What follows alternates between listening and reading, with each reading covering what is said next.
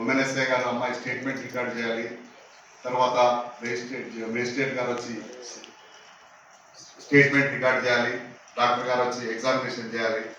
Compensation ఉంటే compensation అంటే పటాపట్ ఇట్లా పోవాలి. అమ్మాయికి ఏమన్నా సైకలాజికల్గా ఉన్నా ఫిజికల్గా ఉన్న సైకాలజిస్ట్ వచ్చి వాళ్ళని కౌన్సిలింగ్ చేయడం ఎంత జరిగిపోతూ ఉంటే చాలా అద్భుతంగా ఉంటుంది. ఇంత అసలు ఇట్లా ఉంటుందా అని కూడా మనం తెలియదు అనమాట. మళ్ళీ అబ్బాయి తరపులో అమ్మాయి తరపులో ఇద్దరు కలిసి సీట్ కింద కూర్చొని మళ్ళీ ఒక 12 గంటలు దర్శనం చేసి ఎక్కడ రాసిద్దాము ఇవన్నీ ఉండేది. ఇప్పుడు అవన్నీ వేరేవి రావడంతో మనం ఎఫ్ఐఆర్ చేస్తున్నాం. ఎఫ్ఐఆర్ చేయడంతో మన ఎస్ఐ చేతులు దులుపుకొని ఉమెన్ కానిస్టేబుల్ నుంచి భరోసా కేంద్రాన్ని పంపించేస్తున్నారు.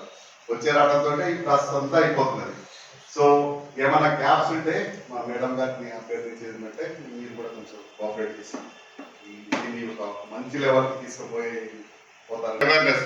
అవేర్నెస్ కార్యక్రమం డిజైన్ చేసి కాలేజెస్ స్కూల్స్లలో కూడా మాక్సిమం మా డిఎస్పీ గారు, మా సిఐలు, ఎస్హెచ్ఓలు మొత్తము దీని మీద మంచి కళాజాత బృందంతో ఆల్మోస్ట్ ఈ కవర్డ్ ఫస్ట్ టైం అన్ని కాలేజెస్ స్కూల్స్ దీని మన ఈ చైల్డ్ విక్టిమ్స్ తో పాటు ఇప్పుడు ఈ మధ్యలో మనం రీసెంట్ గా చేస్తున్నాము.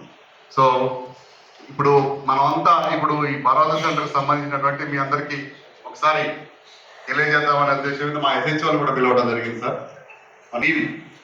మనం గ్రేస్ గారు మీరు అన్నట్టుగా ఎవ్రీ మంత్ ఎప్పుడు ఏదో ఒక టీంలా మనం ఒక టైంలో కలుసుకొని మనం రెట్రాస్పెక్ట్